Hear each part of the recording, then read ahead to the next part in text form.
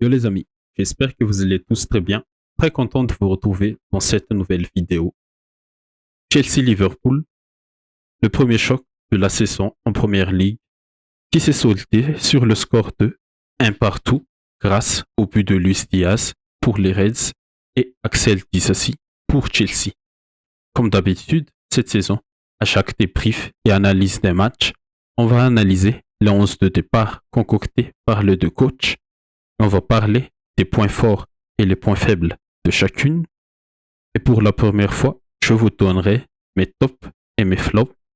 Et à la fin, la note générale du match. On commence avec le 11 de départ.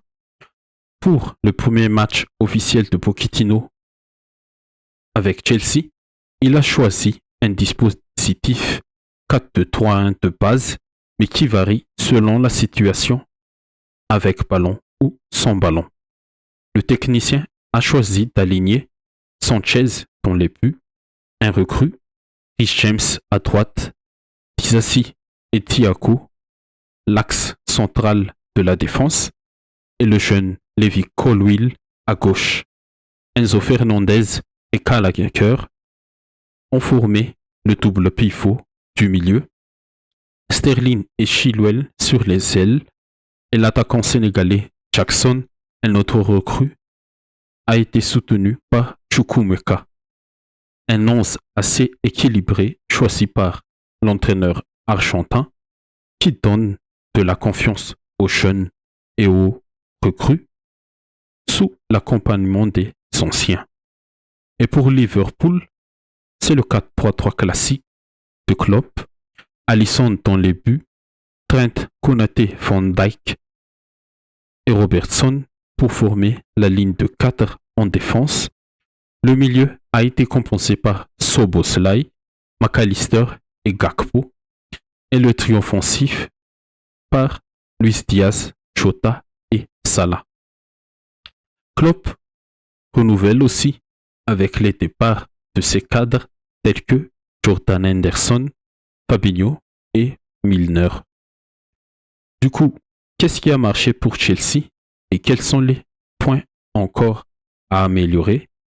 Les Blues ont montré un visage intéressant ce soir. Même sans la victoire, ils ont bien démarré pour moi cette saison. Pochettino aura les 5 premiers matchs du championnat pour mettre ce moteur en bonne marche. Et ce soir, ils ont montré ce visage que tous les fans attendaient. On voit qu'ils ont pas mal travaillé durant la pré-saison. Toute l'équipe est consciente de l'attente de la direction et des supporters cette saison. Et sans Coupe d'Europe, ils auront encore plus de temps pour récupérer entre les matchs qui va s'enchaîner. Et le premier point fort à souligner pour Chelsea est la capacité des Blues à revenir dans ce match. Chelsea a été malmené durant les 35 premières minutes. Ils auraient pu être à 2 buts de retard, mais heureusement que le but de Salah fut refusé pour hors-jeu. Sinon, ça aurait très difficile pour eux. Mais grâce à cette capacité à revenir, à l'image d'un Enzo Fernandez, de Sterling, Rhys James, Chilwell, Chelsea a su rebondir et par l'intermédiaire de Disasi, ils ont réussi à égaliser dans leur temps fort durant la première mi-temps. Ils auraient même pu prendre l'avantage et renverser complètement le cours de la rencontre au terme d'une belle action initiée par le pressing de Gallagher, mais Chilwell a été hors-jeu de quelques millimètres. Le deuxième point fort à souligner, c'est après l'égalisation, Chelsea a su inverser la tendance. Ils ont bien terminé la première mi-temps et durant toute la majorité de la seconde période, ils ont bien gardé le ballon et ils ont fait tourner le bloc de Liverpool de droite à gauche. Mais il faut améliorer quelques trucs comme la finition, le dernier geste qui peut tuer définitivement l'adversaire Et je ne sais pas si Pochettino va continuer dans ce dispositif-là.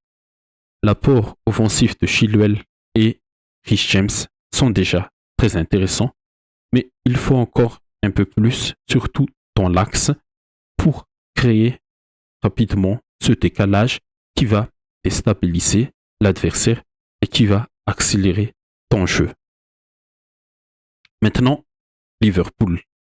Premier match, quel est le constat? On a vu que Klopp intègre petit à petit Trent dans ce milieu quand l'équipe a la possession et son but est de créer évidemment un surnombre dans l'axe du terrain. C'est déjà quelque chose de nouveau, pas nouveau complètement, mais on voit bien que les trois au milieu sont encore en train de se chercher. Je pense qu'il faut un vrai numéro 6 à la Fabinho pour équilibrer ce milieu, même si McAllister et Szoboszlai ont bien fait leur rôle. Car la première force de ce Liverpool version Klopp était ce milieu qui pouvait pousser, presser, asphyxier le milieu et les défenseurs adverses. L'attaque n'est pas mal pour cette première.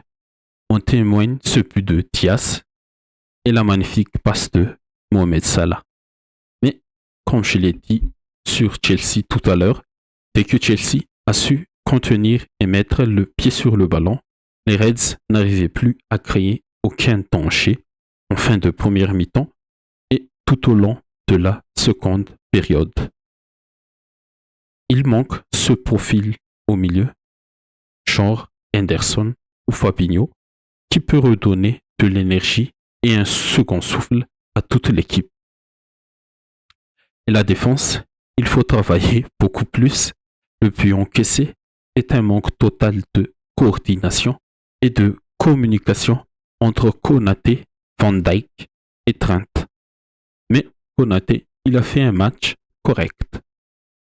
Maintenant, les trois flops, j'aime pas donner des flops, mais je dirais Gakpo, invisible, peut-être pas à l'aise dans ce rôle de milieu relayeur, milieu avancé.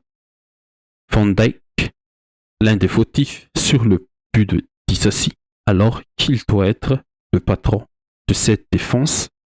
Et je mettrai Jackson, l'attaquant sénégalais des Blues, en dernier. Il n'a pas fait un si mauvais match que ça, mais il a un peu pêché dans la finition. Et du coup, mes trois joueurs top, je dirais Chilwell et Reece James pour leur apport offensif qui ont animé les attaques de Chelsea et qui ont mis en difficulté Robertson et Trent sur leur côté. Et le troisième, c'est Enzo Fernandez. C'est à son image que Chelsea a su inverser la tendance dans cette bataille du milieu du terrain et dans cette conservation du ballon. Il a beaucoup changé le visage de son équipe. Et une mention spéciale à Konaté, match très correct, comme je l'ai déjà dit avant. Et est-ce que ce premier choc de la saison a répondu aux attentes? Je pense que oui. Les deux équipes sont encore en train de chercher l'équilibre optimal sur la phase défensive et l'approche offensive, mais elles ont déjà une bonne base pour s'améliorer et peaufiner les détails importants qui peuvent te faire gagner un match et pourquoi pas le titre à la fin de la saison. Du coup, ma note pour ce match, c'est 13 sur 20. C'est une bonne note pour moi, car niveau scénario et spectacle, on voit bien que c'est encore le début de la saison. Ok les amis, c'est tout pour cette vidéo. J'espère que ça vous a plu. Si c'est le cas, n'hésitez pas à liker, à commenter et à partager. Et abonnez-vous si vous ne l'êtes pas encore pour ne pas rater les prochaines vidéos. Merci à tous, à la prochaine. Ciao.